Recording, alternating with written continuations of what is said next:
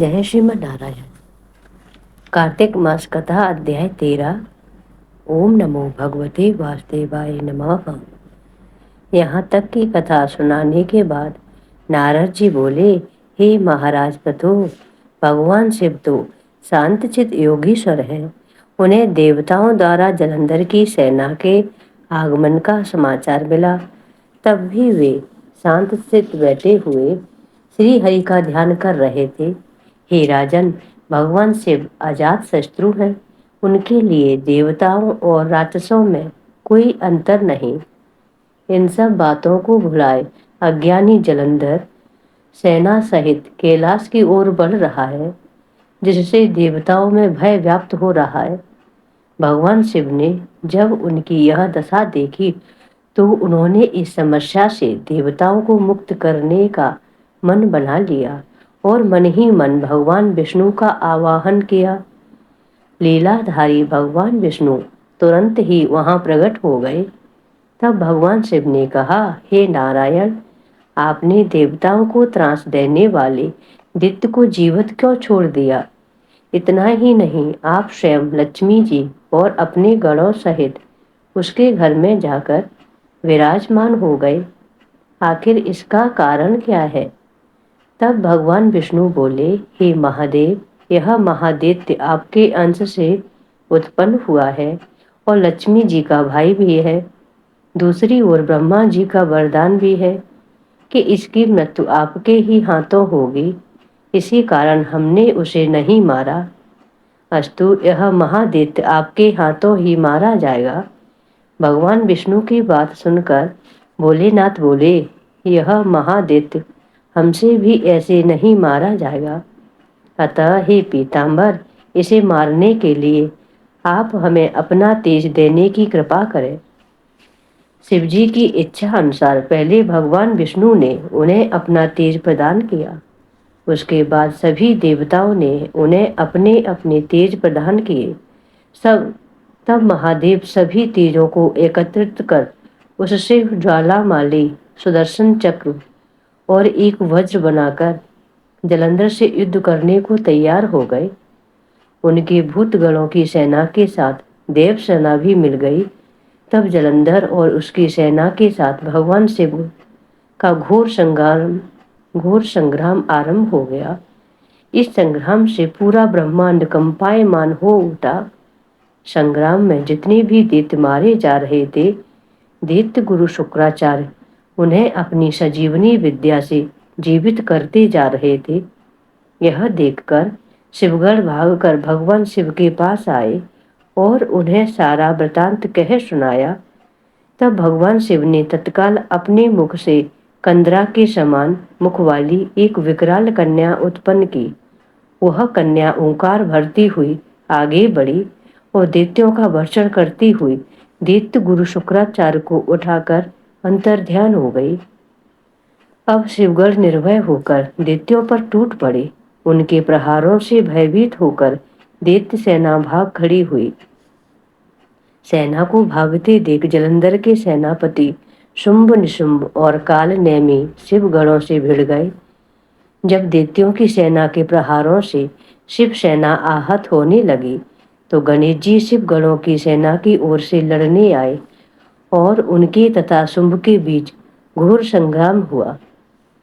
इस बार अपनी सेना को आहत देखकर जलंधर स्वयं रण क्षेत्र में आया। उधर शिवगणों की सेना में से शिव के प्रमुख वीरभद्र भी सामने आ गए। वीरभद्र ने जलंधर पर अनेक प्रहार किए, जिनके क्रुद्ध होकर जलंधर ने भयंकर बाण वर्षा करके देव सेना में भगदड़ मच गई। अपने गणों एवं देव सेना की ऐसी पराजय देखकर भगवान शिव स्वयं नंदी पर सवार होकर सामने आए। अब उनमें और दैत्यों में भयानक युद्ध होने लगा। भगवान शिव के बाणों के प्रहारों से दैत्य सेना इस प्रकार भागने लगी जैसे कार्तिक मास के व्रतों से पाप समूह भाग जाते हैं। तभी भगवान शिव के एक बाण से दैत्य सेना का सिर कटकर धरती पर जा गिरा। तब भयंकर घनगर्ज करता जलंधर आगे बढ़ा। शिवजी ने तुरंत उसके रथ के घोड़े और सारथी को मार डाला। तब जलंधर रथ से कूदकर पृथ्वी पर आ गया और खड्ग लेकर शिवजी की ओर दौड़ा। भगवान शिव ने तुरंत आगे बढ़कर एक मुक्का उसकी छाती में मारा। इस प्रहार से जलंधर बेहोश हो गया, मगर कुछ ही क्षणों बाद वह उठ खड़ा हुआ और युद्धरत हो गया। दोनों में भयंकर युद्ध होने लगा। जब जलंधर ने देखा कि भगवान शिव अजय हैं, तो उसने माया रचनी आरंभ कर दी। उसकी मायावी माया से गंधर्व तथा अप्सराएं युद्ध क्षेत्र में नृत्य एवं गायन करने लगी। भगवान शिव भी उसकी इस माया के वशीभूत होकर युद्ध करना भूल गए और नृत्य करने लगे। 14वां अध्याय। हे राजन, महर्षि नारद बोले, इस प्रकार जब जलंधर ने देखा कि भगवान शिव उसकी माया में फंस गए हैं, तो उसने महादेव का रूप धारण किया और पार्वती जी के पास पहुंच गया तथा माता पार्वती जी की सुंदरता को देखकर कामाक्त हो उठा। माँ पार्वती ने जब भगवान शिव को देखा तो उनके सम्मान हेतु उठकर खड़ी हो गई, मगर तत्क्षण ही उन्होंने जान लिया कि भगवान शिव के वेश में यह मायावी राक्षस जलंधर है। अतः वे तुरंत ही वहां से अंतर्ध्यान हो गई। तब निराश होकर जलंधर पुनः युद्ध क्षेत्र में आ गया। जलंधर के चले जाने के बाद माता पार्वती ने भगवान श्री हरि का स्मरण किया। वे तत्काल उपस्थित हो गए और जलंधर की करतूत जानकर उन्होंने उसके शीघ्र ही मारे जाने का आश्वासन दिया। अब भगवान विष्णु विचार करने लगे कि जलंधर ने स्वयं ही अपनी मृत्यु का मार्ग बता दिया है। वह दुष्ट वृंदा के पतिव्रत धर्म के कारण ही मृत्यु को प्राप्त नहीं हो रहा था। अतः देवताओं के हित एवं अपने भक्तों की रक्षा के लिए हमें ही वृंदा को उसके धर्म से डिगाने का घोर अपराध करना होगा, क्योंकि ऐसा किए बिना यह दुष्ट नहीं मरेगा। इसने माता पार्वती जी पर कुदृष्टि डालकर अपनी पतिव्रता पत्नी के प्रति भी घोर अपराध और विश्वासघात किया है। इसे दंड मिलना ही चाहिए। उधर भगवान शिव और जलंधर में फिर से भयानक युद्ध होने लगा। यहाँ तक की कथा सुनकर राजा पृथु ने बड़े ही विनीत भाव से महर्षि नारद से पूछा, हे मुनिवर, भगवान विष्णु तो धर्म और मर्यादा को दृढ़ करने वाले हैं, फिर उन्होंने वृंदा का धर्म नष्ट करने की बात कैसे सोची? और कृपा कर यह भी बताइए कि आपने जलंधर को माँ पार्वती की ओर क्यों आकर्षित किया? यह प्रश्न सुनकर तत्वज्ञानी नारद जी ने कहा, हे महाराज पृथु, देवताओं को परास्त कर तीनों लोकों पर अपना राज्य कायम कर जलंधर अहंकार से भर गया था और धर्म की मर्यादाएं तोड़ रहा था। इसलिए उसकी मृत्यु आवश्यक समझकर हमने उसे भगवान शिव से युद्ध करने के लिए प्रेरित किया। भगवान शिव अकारण उसे भला क्यों मारते, जबक ब्रह्मा जी के अनुसार उसकी मृत्यु उन्हीं के हाथों होनी थी। इसलिए हमने उसे उस ओर प्रेरित किया। जहाँ तक भगवान विष्णु का वृंदा का धर्म नष्ट करने वाली बात है, तो सुनो। पत्नी चाहे कितनी भी पतिव्रता क्यों न हो, यदि वह पति की अनैतिक कार्यों में उसका समर्थन करती है, तो यह भी अधर्म है, इसलिए दंडनीय है। यदि पति अपनी पत्नी के तेज का अनैतिक लाभ उठाए, तो धर्म स्थापना के लिए पत्नी का तेज कम करना आवश्यक हो जाता है। हे राजन, अब आगे की कथा सुनो। कथा का प्रसंग आगे बढ़ाते हुए नारद जी बोले, इधर भोलेनाथ और जलंधर में भयंकर युद्ध चल रहा था और उधर जलंधर के दुष्कर्मों के फलस्वरूप वृंदा एक भयानक स्वप्न देख रही थी।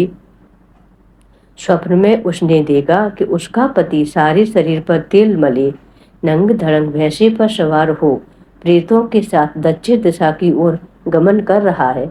यह देखकर वृंदा की आंख खुल गई। पति की ऐसी हालत देखकर वह अत्यंत व्याकुल हो गई। वह मन की शांति पाने के लिए वन वन भटकने लगी। एक वन में जब वह विचर रही थी, तो उसने सिंह मुख वाले 2 राक्षस देखे। उन्हें देखकर वह भयभीत होकर भाग खड़ी हुई। भागते भागते वह एक दूसरे स्थान पर आ गई।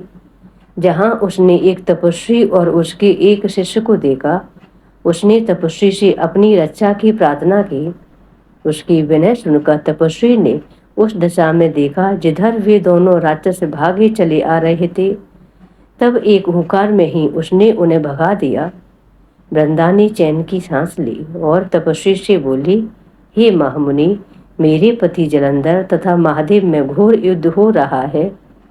कृपा कर बताइए कि इस युद्ध में विजय किसकी होगी। आप तो सर्वज्ञ हैं, आप यह भेद अवश्य ही जानते होंगे। उसकी प्रार्थना सुनकर मुनि ने आकाश की ओर देखा। इसी समय दो बंदरों ने वहां आकर मुनि को प्रणाम किया। उसके बाद मुनि का संकेत पाकर वे वहां से चले गए। कुछ देर बाद वे दोनों आकाश मार्ग से आए और दैत्यराज जलंधर का सिर और धड़ वहां लाकर डाल दिया। वृंदा अपने पति का शव देखकर बहुत दुखी हुई और विलाप करते करते मूर्छित होकर पृथ्वी पर गिर पड़ी। तपस्वी ने अपने कमंडल से थोड़ा सा जल लेकर उस पर छिड़का तो उसकी चेतना लौट आई और चैतन्य होते ही वह पुनः विलाप करते हुए तपस्वी से बोली, हे मुने, मेरे जिस पति ने तीनों लोकों को जीत लिया, जिसे स्वयं विष्णु भी पराजित न कर सके, ऐसा वीर पुरुष महादेव के हाथों कैसे मारा गया। हे महाराज, आप बड़े सामर्थ्यवान हैं, अतः किसी प्रकार मेरे पति को पुनः जीवित कर दीजिए। इस प्रकार वृंदा की विनती सुन तपस्वी ने कहा, हे भद्रे, भगवान शिव जिसे मारे उसे कौन जीवित कर सकता है, किंतु फिर भी हम तुम पर कृपा कर तुम्हारे पति को जीवित कर देते हैं। ऐसा कहकर वह तपस्वी और उसका शिष्य भी अंतर्ध्यान हो गए। तभी जलंधर का सिर धड़ एक हो गए और वह जीवित हो उठा। पति को जीवित देख वृंदा उससे लिपट गई। जलंधर भी उससे प्रेमालाप करने लगा। इस प्रकार वनों में ही उनके दिन व्यतीत होने लगे। मगर एक दिन अचानक से वृंदा ने सोचा कि उसके पति की अब राक्षसों वाली वृत्ति नहीं रही। आखिर भगवान शिव के मारे हुए को कोई तपस्वी कैसे जीवित कर सकता है। इससे उसके मन में संदेह उत्पन्न हो गया। तो वह चिटक कर दूर हो गई और बोली, तुम कौन हो? तुम मेरे पति नहीं, कोई छलिया हो। तुमने मेरा छल से पतिव्रत धर्म नष्ट किया है। मैं तुम्हें शाप देती हूँ कि पत्थर के हो जाओ। हे राजन, यहाँ तक की कथा सुनाने के बाद नारद जी बोले, भगवान विष्णु ही वे तपस्वी थे जिन्होंने देवताओं तथा अपने भक्तों की रक्षा हेतु वृंदा का धर्म नष्ट किया, क्योंकि दैत्यराज जलंधर उसके तेज से ही नहीं मारा जा रहा था, किंतु इस प्रकार छल करके वे मन ही मन बहुत दुखी थे। वृंदा का श्राप सुनकर उन्होंने कहा, हे वृंदा, तुम्हारे श्राप को ग्रहण कर मैं अवश्य शिला रूप हो जाऊंगा, किंतु तुम भी वृक्ष रूप होकर मुझको प्राप्त हो सकोगी। तभी वृंदा ने अपने पति के चरणों का स्मरण किया और अपने तेज से अग्नि उत्पन्न कर उसमें प्रवेश होकर भस्म हो गई और शिला रूप होकर भगवान विष्णु उसका स्मरण कर उसके वश में लौटने लगे। उधर युद्ध क्षेत्र में दैत्यराज जलंधर ने माया द्वारा पार्वती जी का रूप धारण कर लिया और शिवजी को मारने दौड़ा। यह देख शिवजी आश्चर्य में पड़ गए। पार्वती पर हाथ कैसे उठाएं, यह सोचकर वे नीचे को मुख करके बैठ गए। तब जलंधर ने उन पर अनेकों बाणों से प्रहार किया। इस प्रकार शिवजी को राक्षसी माया से ग्रस्त देखकर भगवान विष्णु तुरंत ही वहां आ गए और शिवजी को उसकी राक्षसी माया का बोध कराया। तब सचेत होकर प्रलय कर भगवान शंकर वेग से राक्षसों पर टूट पड़े। उन्होंने ऐसी भयंकर बाण वर्षा की कि छोटे मोटे राक्षसों की तो विसात ही क्या, शुंभ और निशुंभ भी भयभीत होकर रण क्षेत्र से भाग खड़े हुए। तब शिवजी ने उन्हें शाप देते हुए कहा, तुम युद्ध क्षेत्र से भागे हो, इसलिए माता पार्वती के हाथों मारे जाओगे। इधर वृंदा का पतिव्रत धर्म भंग हो जाने से जलंधर का बल समाप्त हो गया। इस प्रकार सभी देवताओं के तेज से बने सुदर्शन चक्र द्वारा भगवान भोलेनाथ ने उसका वध कर दिया। सुदर्शन चक्र के प्रहार से जलंधर का सिर कटकर भूमि पर गिर पड़ा। तब जलंधर का तेज शिव में एवं वृंदा का तेज माता पार्वती में समा गया। बोलिए श्री हरि नारायण की जय। करुणा निधान शिव शंकर भगवान की जय। श्रीमन्नारायण नारायण हरि हरि, भजमन्नारायण नारायण हरि हरि। श्रीमन्नारायण नारायण हरि हरि। तुलसी महारानी नमो नमो, हरि की पटरानी नमो नमो।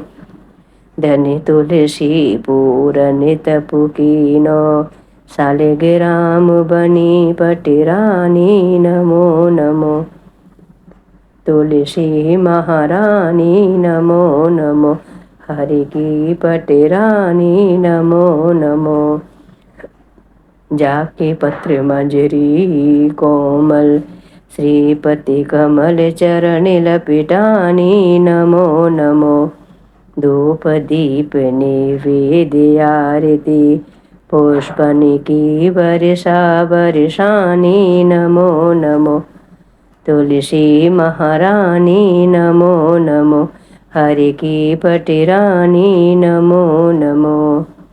56 भोग 36 व्यंजन, बिन तुलसी हरि एक न मानी नमो नमो। तुलसी महारानी नमो नमो, हरि की पटरानी नमो नमो।